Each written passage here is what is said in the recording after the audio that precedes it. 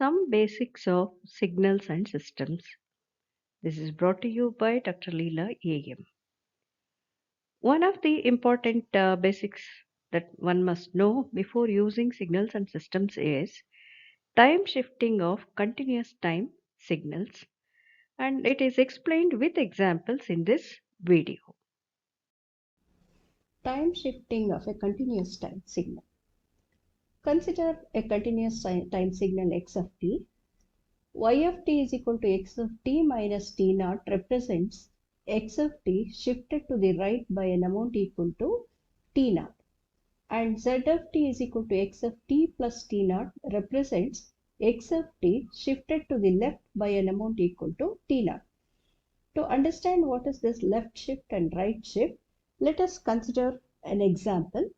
So in this first example, a unit step signal is considered. A unit step signal is mathematically represented as 0 for t less than 0 and 1 for t greater than or equal to 0. U of t minus 5. Here t naught is equal to 5. So u of t minus 5 represents u of t shifted to the right by 5 units. That is, it is equal to 0 for t less than 5 and 1 for t greater than or equal to 5. And u of t plus 5 represents u of t shifted to the left by 5 units. That is, u of t plus 5 is equal to 1 for t greater than or equal to minus 5, and it is 0 for t less than minus 5.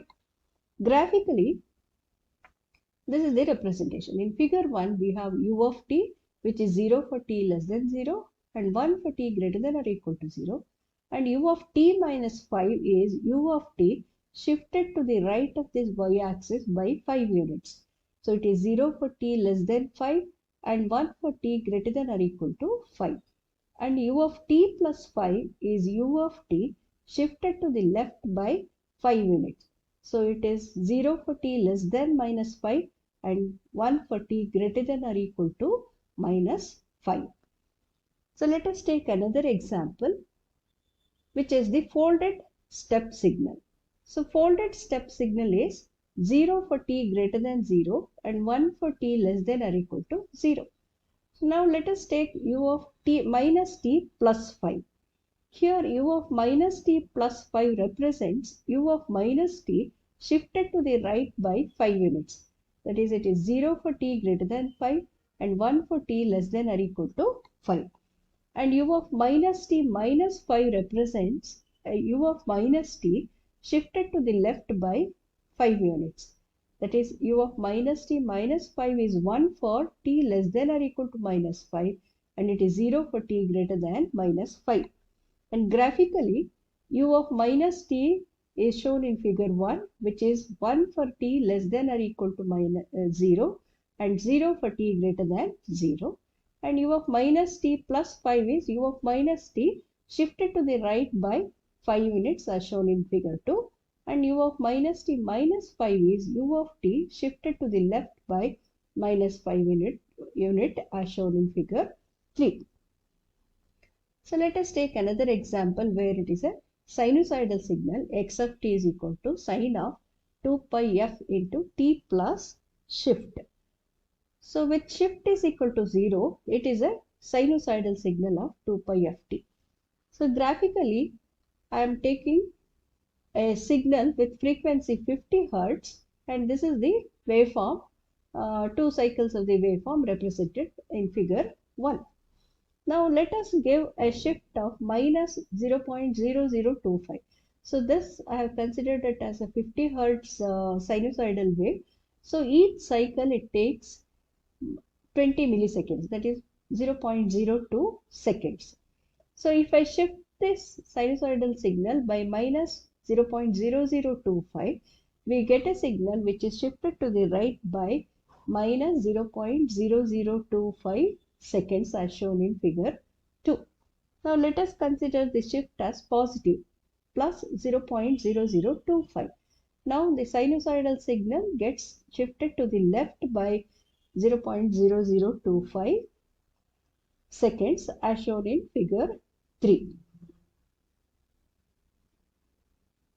So let us take another example where it is a rectangle signal. XFT is a rectangle signal with mod T naught is equal to 5 as shown in figure 1.